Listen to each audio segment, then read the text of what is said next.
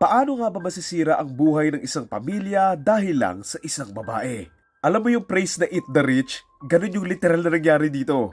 Magsisimula itong lahat sa isang mayamang pamilya na pauwi na nang biglaan nga silang may mabanggang isang babae at ito nga si Theodora.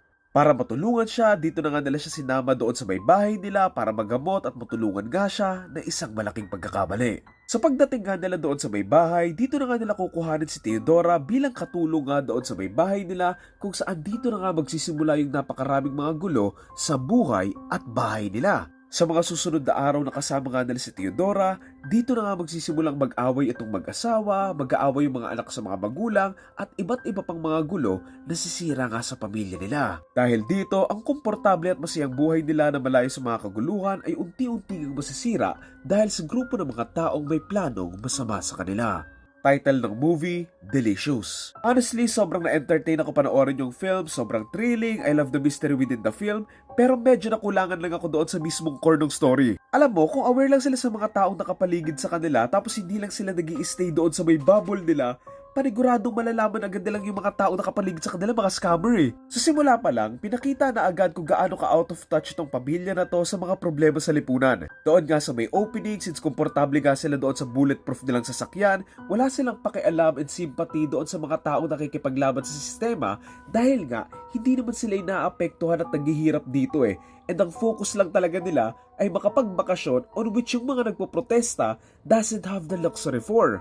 We could see pa nga yung pagiging out of touch nila doon kasi sinabi ng anak nila na parang may insurance naman daw siguro itong si Theodora on which hindi naman lahat ng tao may insurance. Kumaga, and sinabi din ng tatay na paano siya natanggal sa trabaho sa maliit lang na bagay on which nangyayari talaga yun sa totoong buhay eh. Kasi yung mga boss or mostly mga corporations, wala silang pakialam doon sa mga empleyado nila. Visual-wise, I love kung gaano katipid yung film na at the same time na ipapakita nila yung gusto nilang ipakita sa kwento. Nagustuhan ko rin yung mga foreshadowing scenes and lights dito sa may film, lalo na nga yung sa may daga na sinabi nga ni Theodora doon sa may tatay na kung hahayaan lang niyang mabuhay itong daga, mas nadami at masisira nga yung bahay nila.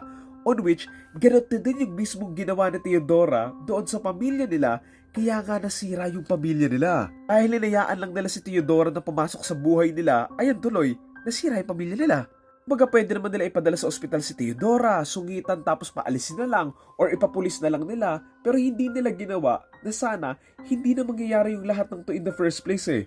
Gustuhan ko rin pala doon sa may story na in the first place, hindi na rin naman talaga sila maayos na pamilya. Kumbaga yung mga nangyari, parang ginatungan lang ni Theodora. Tulad nung sa tatay na nag-cheat na siya before pa, yung sa anak na walang kamuwang-muwang sa mundo, yung nanay na busy-busy sa may trabaho niya, at doon nga sa anak na even though siya lang yung nakakapansin ng mga maling nangyayari nga doon sa may bahay, hindi naman pinapahalagahan ng mga magulang niya yung mga sinasabi at opinion niya. Kumbaga kahit gaano sila kayaman and ka-happy and perfect on the outside, deep inside, sobrang dami ng problema nila bilang isang pamilya. Siguro sa story, sana mas in-explore pa kung paano nga na-corrupt ni Theodora yung buong pamilya nila kasi medyo nabilisan lang ako na somehow, pinagkatiwalaan lang nila siya agad.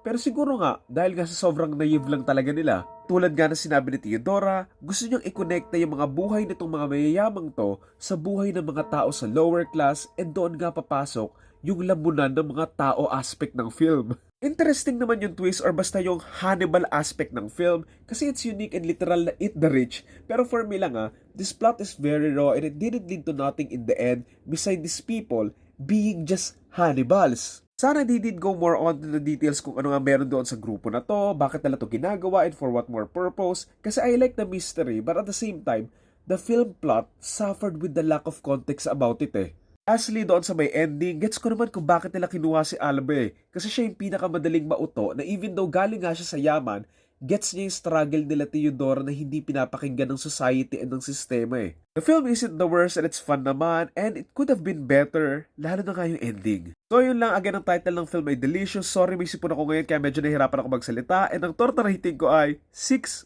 out of 10.